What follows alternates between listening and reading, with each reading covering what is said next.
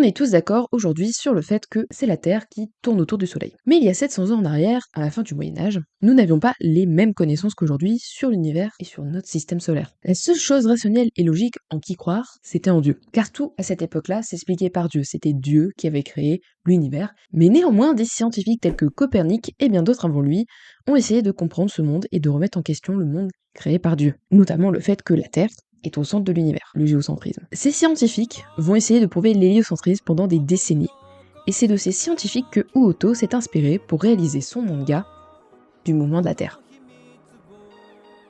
Du mouvement de la Terre, c'est un manga qui est disponible chez Kiun, mais aussi un animé qui est disponible sur Netflix et qui contient 25 épisodes. Et cet animé se passe dans l'Europe de la fin du Moyen-Âge, plus précisément vers la Pologne actuelle. À cette époque-là, la religion régit la société, et le moindre faux pas mène à la torture et au bûcher. Les sciences sont surtout au service du dogme, et servent notamment à prouver la centralité de la Terre et des hommes, qui sont la création ultime de Dieu. Évidemment, gare à tous ceux qui remettraient cette idée en cause. Nous suivons Rafal, un jeune garçon qui est le fils adoptif du maître de son école. Il prépare des études en théologie, qui est la matière de l'élite, la matière la plus reconnue. Il est brillant et bourré d'ambition, et il compte bien réussir dans la vie, en choisissant cette voie, même s'il aime beaucoup notamment l'astronomie. Pourtant, les certitudes du petit prodige s'écroulent au contact de Hubert, un ancien prisonnier qui a été en prison pour avoir fait des recherches blasphématoires, plus précisément sur l'héliocentrisme. Hubert s'est repenti, mais il continue tout de même de faire ses recherches, et sa ferveur déteint sur Rafal.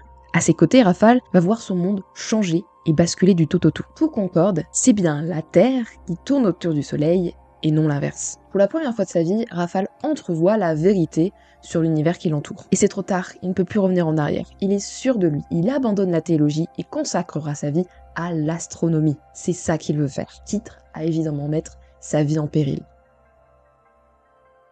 J'ai énormément aimé du mouvement de la Terre. Déjà, le résumé, il donne énormément envie. Je sais pas s'il vous donne envie, mais moi en tout cas il me donne envie alors que j'ai regardé l'animé. C'est un animé vraiment pas mal original, et si vous me suivez et que vous regardez régulièrement mes vidéos, vous savez que j'aime bien les animés originaux, les mangas originaux, et là il est original sur plein d'aspects différents. Déjà notamment la construction de son œuvre. Uoto a construit son œuvre de manière assez intéressante, on en parlera un peu plus après, parce que tous ces aspects-là, on en parlera un peu plus après. Il y a aussi les thèmes abordés, qui sont des thèmes qu'on voit, mais pas forcément tout le temps. Déjà l'Europe du Moyen-Âge, je crois qu'il n'y a pas énormément de mangas ou d'animés qui en parlent. Ensuite, évidemment, on a les sciences, et aussi on parle de la religion. C'est assez rare, en tout cas j'avais vu assez peu de mangas et d'animés sur ces thèmes. Ensuite, il y a énormément d'aspects qui seront transcrits dans les personnages, parce qu'en fait il y a une diversité énorme de personnages, avec une diversité d'idées, de valeurs, de vision de la vie. On parle un peu plus après, mais c'est un aspect que j'ai beaucoup aimé aussi dans cet animé. Et enfin, on parle pas mal de la nature humaine, de la nature profonde et psychologique humaine. C'est un terme régulièrement abordé dans les seinen, d'autant plus parce que c'est vraiment poussé dans les seinen.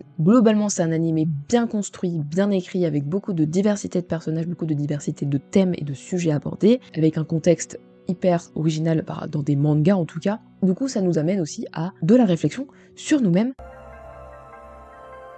Ce que j'ai trouvé très original et très intéressant dans la construction de l'œuvre, c'est que Uoto a divisé son manga en plusieurs chapitres qui sont tous reliés entre eux déjà, mais aussi à chaque chapitre on a un renouveau de personnages. Et donc comme je vous ai dit, les chapitres sont reliés les uns aux autres. Ils sont reliés les uns aux autres dans une seule et même quête, prouver et surtout révéler au grand jour l'héliocentrisme. C'est cette même quête qui va être conduite à chaque chapitre par différents personnages. C'est une quête sans relâche pour chercher la vérité, la vraie vérité sur l'univers et le monde qui nous entoure, tout simplement. Sans évidemment se faire dénoncer et se faire prendre sur le fait par l'église, au risque évidemment de se faire arrêter par les inquisiteurs, de se faire torturer et même de perdre la vie. Si tu ne te repentis pas, c'était le destin qui t'attendait. Et comme je vous ai dit, à chaque chapitre, on a des nouveaux personnages, un nouveau lot de personnages, un, plusieurs, qui continuent la quête, mais aussi ils apportent leur vision de la vie à chaque fois, leurs idéologies, leurs idées, leurs valeurs, leurs convictions. Ça c'est vraiment très intéressant, mais on en parlera un petit peu plus tard.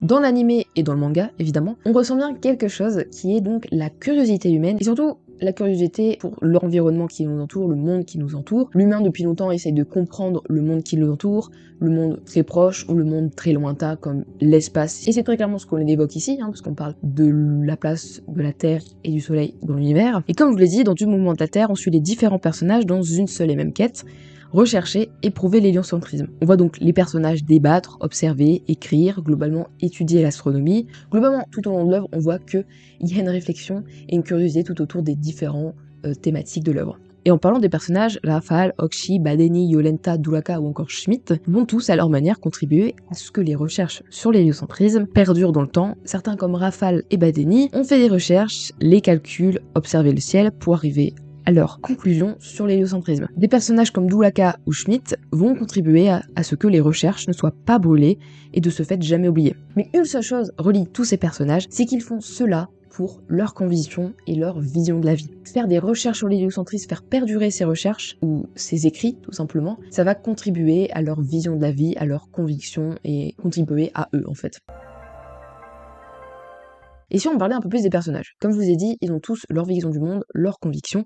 Par exemple, si on prend l'inquisiteur Novak, lui, il voit le monde que par Dieu et que par sa foi, tout simplement. Pour lui, c'est Dieu qui a créé le monde, c'est comme ça que ça a été fait, et tout ce qui va à l'encontre de ça, il les arrête, il les tue, il les torture, voilà, on en parlera un peu plus de sa psychologie après, mais c'est un personnage un peu horrible quand même. Mais il y a d'autres personnages comme Rafal, Schmidt ou encore Dulaka qui remettent en cause, bien évidemment, cette vision du monde qu'a Novak. Tout d'abord, Rafal, lui, il remet en cause en citant des phrases de philosophes. Par exemple, on sait pas vraiment s'il y a d'au-delà, donc il remet en cause quand même pas mal de choses de la religion qui dit qu'il y a un au-delà, un enfer, un paradis. Il dit aussi que tout le monde a peur de la mort et que pour eux c'est le plus grand mal, mais au final on sait pas vraiment ce que c'est la mort. Pour Schmitt, lui par exemple, il remet en cause totalement toute la religion, il se dit naturaliste. Pour lui, le seul dieu qui existe c'est la nature et qu'il ne veut pas croire en un dieu complètement créé par les humains, qui a été conceptualisé par les humains. Il ne veut pas obéir aux règles dictées par l'église. Et Dulaka, elle ne croit complètement pas du tout en Dieu, comparé aux deux autres qui croient un minimum en Dieu. Elle a une seule conviction forte, elle ne sera pas heureuse en croyant en Dieu, mais en ayant de l'argent pour subvenir à ses besoins. Et justement, c'est venu grâce à 3 trucs et 3 préceptes d'un personnage qui s'appelle Duluth qu'elle a rencontré à un moment donné de sa vie,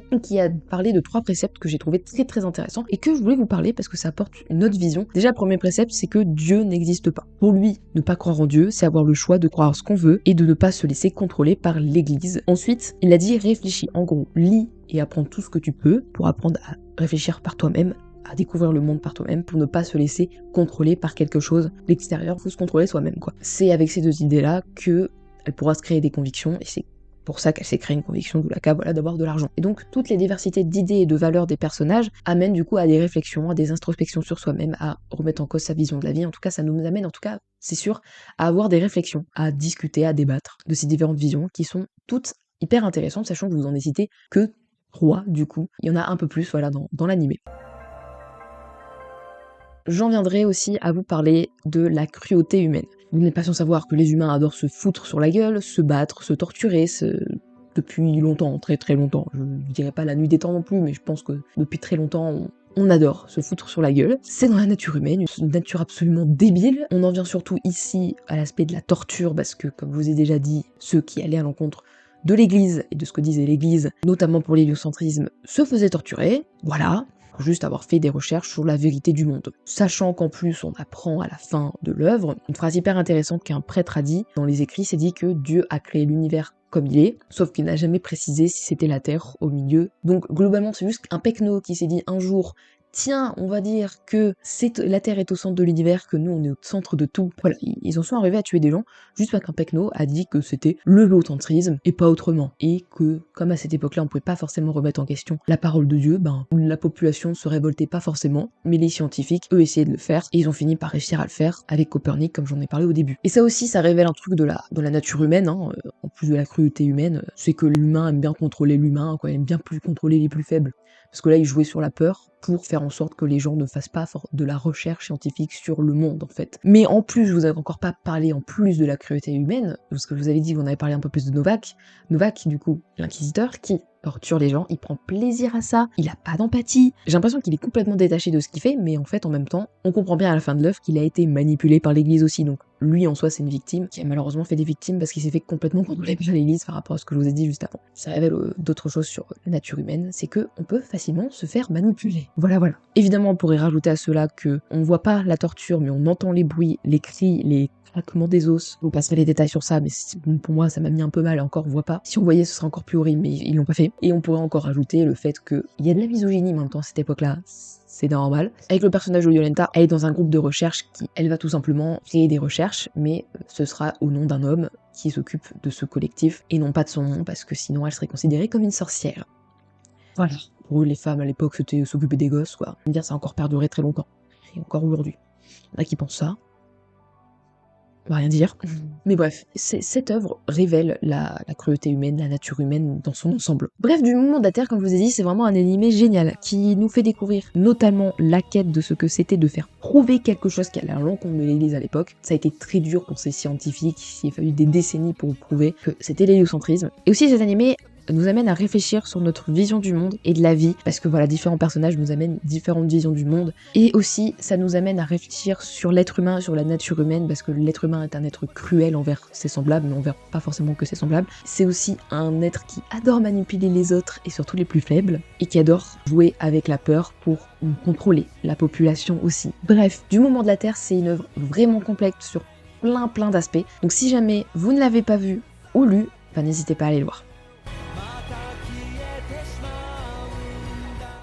Donc voilà, c'est déjà la fin de cette vidéo, j'espère qu'elle vous aura plu, j'espère que je vous aurai donné envie de lire ou de regarder du Mouvement de la Terre. Le manga est chez Kiyun et l'animé est sur Netflix, je vous le rappelle. J'espère aussi que mon analyse aura été assez complète. Voilà, ici j'ai surtout abordé la curiosité humaine par rapport à la recherche et la nature humaine de manière générale en fait. C'est vraiment l'aspect que j'ai voulu bien étudier ici, parce qu'en fait quand j'ai commencé à regarder l'animé, c'est vers cette voie-là que j'ai commencé en fait à prendre des notes. Donc je vais continuer sur cette voie-là.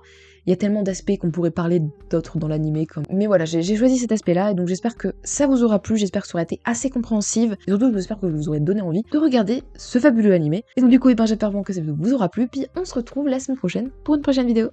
Bye bye.